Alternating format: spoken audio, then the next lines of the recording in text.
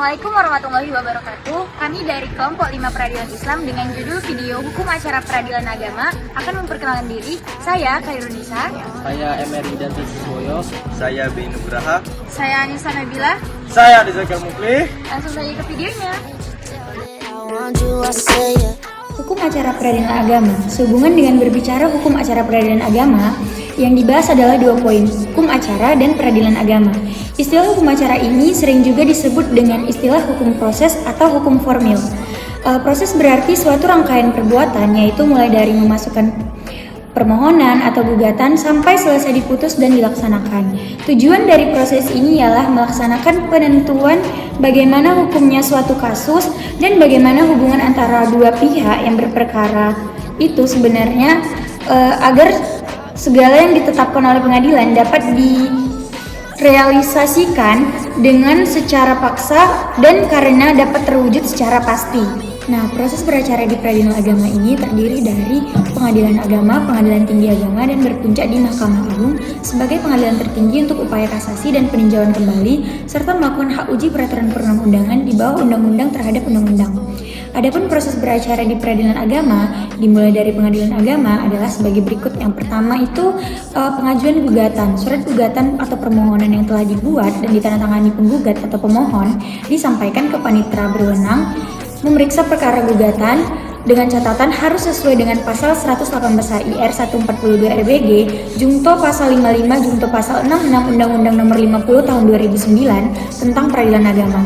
Gugatan untuk perkawinan dan perceraian diatur dalam Undang-Undang Nomor 1 Tahun 1974 tentang perkawinan dan Peraturan Pemerintah Nomor 9 Tahun 1975 sebagai berikut. Yang pertama itu, apabila menyangkut pembatalan perkawinan, permohonan diajukan kepada Ketua Pengadilan Agama dalam daerah hukum di mana perkawinan dilaksanakan, atau tempat tinggal suami istri, suami atau istri, pasal 25, pasal 63 ayat 1, Undang-Undang Nomor 1 Tahun 1974, Jungto pasal 38 ayat 1. Nah, adapun yang kedua adalah membayar biaya perkara. Di dalam pasal 121 ayat 4 HIR pasal 145 ayat 4 RBG menyebutkan bahwa salah satu syarat agar permohonan atau gugatan dapat diterima dan didaftar dalam register perkara bila mana penggugat atau pemohon telah membayar uang muka atau uang panjar biaya perkara. Dalam hal ini, calon penggugat atau pemohon harus membayar biaya perkara di kasir dengan menyerahkan surat gugatan atau permohonan dan surat kuasa untuk membayar SKUN. Biaya perkara atau uang muka yang dibayarkan harus sesuai dengan yang tertulis dalam SKUN. Nah, sekarang yang ketiga. Yang ketiga ada pendaftaran perkara. Pendaftaran perkara termasuk juga gugatan, termasuk juga permohonan. Pendaftaran perkara atau gugatan dan permohonan diajukan oleh calon penggugat pemohon kepada petugas pendaftaran di meja 2 dengan menyerahkan surat gugatan atau surat permohonan dan SKUM yang telah dibayar di kasir untuk didaftar dan diberi nomor perkara dalam buku register perkara. Yang keempat, ada penetapan majelis hakim. Penetapan majelis hakim selambat-lambatnya 7 hari setelah Ketua Pengadilan Agama menerima surat gugatan permohon dari penggugat. Permohon melalui paniteria Ketua Pengadilan menetapkan majelis untuk memeriksa pengadilan perkara dalam sebuah penetapan majelis hakim pasal 121 HIR Junto pasal 94 Undang-Undang Nomor 50 Tahun 2009 tentang Peradilan Agama. Nah, dalam hal ini Ketua Pengadilan memberikan semua berkas perkara dan surat-surat lain yang berhubungan dengan perkara yang diajukan ke pengadilan kepada majelis hakim untuk diperiksa di persidangan pasal 93 Undang-Undang Nomor 50 Tahun 2009 tentang Peradilan Agama. Nah, yang kelima, penuntukan panitera sidang. Untuk membantu majelis hakim di persidangan dalam memeriksa perkara, ditunjuk seorang panitera untuk mencatat jalannya persidangan. Selain itu, panitera juga bertugas melakukan penetapan atau putusan pengadilan pasal 17 ayat 3 Junto pasal 96, 97, 98 Undang-Undang No 50 Tahun 2009 tentang Peradilan Agama. Nah, yang keenam, penetapan hari sidang. Setelah penerimaan berkas perkara dari Ketua Pengadilan Ketua Majelis, hakim bersama-sama. Hakim anggota mempelajari berkas perkara ketua majelis, kemudian menetapkan hari, tanggal, dan jam persidangan pertama, serta memerintahkan panitera agar memanggil para pihak untuk hadir pada hari, tanggal, dan jam persidangan yang telah diterapkan. Nah, selanjutnya nomor 7, pemanggilan para pihak. Berdasarkan perintah Ketua Majelis Hakim dalam penetapan hari sidang, panitera atau panitera pengganti kepada para pihak supaya hadir di persidangan pada hari, tanggal, dan jam yang telah ditetapkan. Sebagaimana tersebut dalam penetapan hari sidang PHS di tempat persidangan yang telah ditetapkan pasal 122 HIR. 8. Pemeriksaan di persidangan. Pada sidang pertama yang telah ditetapkan oleh Pengadilan Majelis Hakim, para pihak penggugat, pemohon dan tergugat, termohon dipanggil agar hadir dalam persidangan. Pada sidang pertama ini akan ditemukan beberapa kemungkinan, yaitu penggugat dan tergugat tidak hadir. Dalam hal penggugat dan tergugat tidak hadir di persidangan, hakim dapat melakukan penundaan sidang dan memerintahkan panitera untuk memanggil para pihak agar hadir dalam sidang berikutnya. Atau hakim memutuskan gugatan gugur dan perkara tidak diperiksa.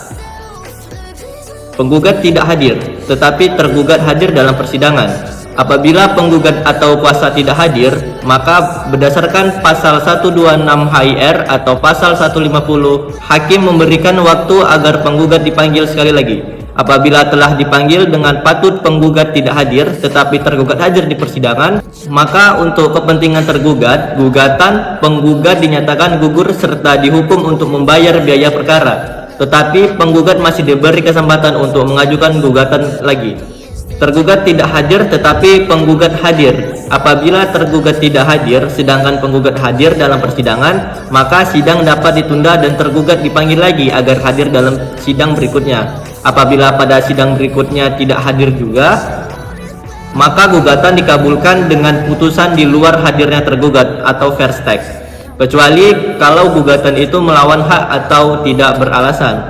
Putusan first take di luar hadirnya tergugat dapat dijatuhkan pada hari sidang pertama tergugat tidak hadir tetapi penggugat hadir, pasal 125 HIR pasal 149 RPG. Ada yang berpendapat bahwa putusan first take dijatuhkan pada sidang berikutnya apabila tergugat tidak hadir dalam 2 kali sidang berturut-turut, pasal 126 HIR dan pasal 50 RBG. Apabila pada sidang pertama tergugat hadir sedangkan pada sidang berikutnya tidak hadir, maka perkaranya diperiksa secara kontradiktoir atau di luar hadirnya salah satu pihak yang berperkara. Demikian pula kalau sidang berikutnya tergugat hadir dan penggugat tidak hadir, pada putusan first take dapat diajukan perlawanan verjet.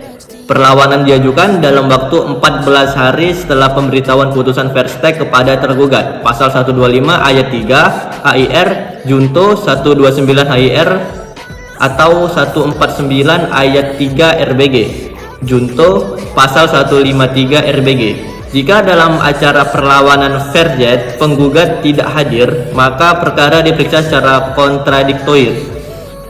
Apabila dalam acara perlawanan verjet tergugat tidak hadir lagi, maka perkara diputus first take. Dengan demikian, putusan perlawanan verjet tidak diterima, pasal 129 ayat 5 HIR pasal 153 ayat 6 RBG.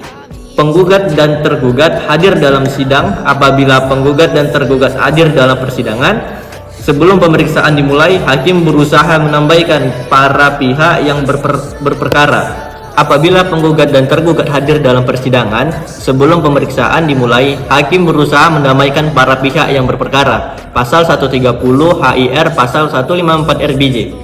Apabila usaha perdamaian berhasil, maka dibuatlah akta perdamaian, Akta van Vergenlik, yang isinya menghukum para pihak untuk memenuhi isi perdamaian yang dibuat oleh kedua pihak. Putusan perdamaian mempunyai kekuatan hukum yang sama dengan putusan biasa yang dapat dilaksanakan atau dieksekusi, seperti putusan hakim lainnya. Putusan perdamaian Akta van Vergenlik tidak dapat diajukan perlawanan banding, kasasi, maupun peninjauan kembali atau yang disebut dengan PK. Dengan adanya akta perdamaian, berarti gugatan tidak dapat diteruskan atau tidak dapat diajukan gugatan baru. usaha perdamaian terbuka selama pemeriksaan persidangan berlangsung. Dengan adanya akta perdamaian ini, hakim berperan aktif dalam hukum acara peradilan agama.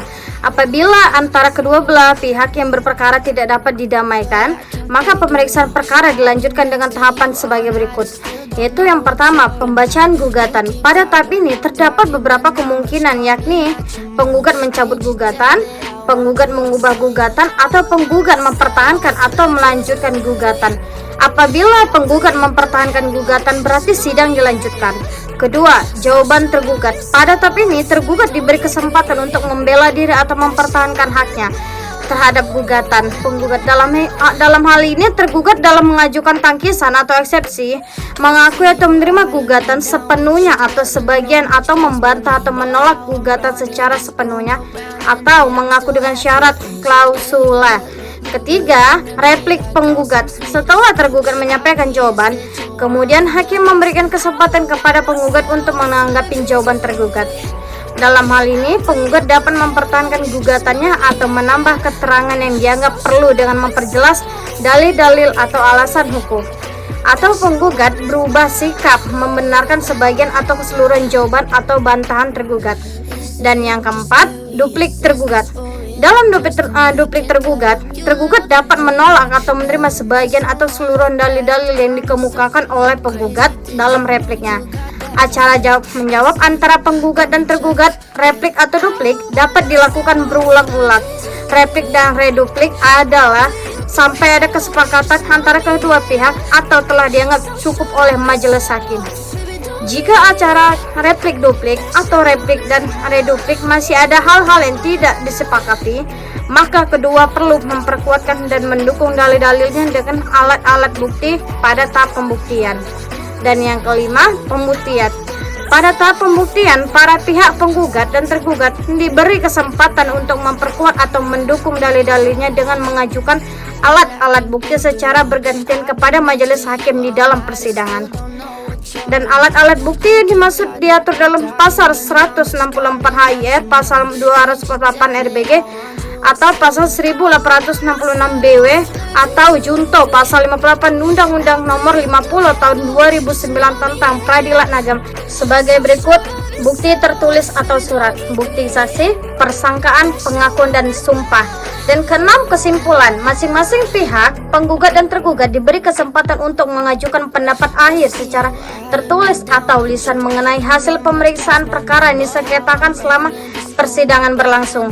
Dan yang ketujuh, putusan hakim. Dalam hal ini, hakim menyampaikan pendapatnya dalam putusan mengenai perkara yang diperiksa selama persidangan yang disertai alasan dan dasar hukumnya.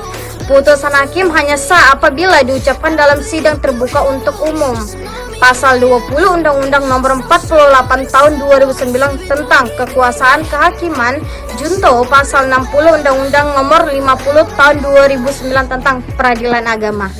Terhadap putusan pengadilan tingkat pertama atau pengadilan agama dapat dimintakan banding kepada pengadilan tinggi agama oleh pihak yang bersengketa, kecuali undang-undang menentukan lain. Pasal 21 ayat 1 Undang-Undang Nomor 48 Tahun 2009 tentang Kekuasaan Kehakiman, junto pasal 61 Undang-Undang Nomor 50 Tahun 2009 tentang Peradilan Agama.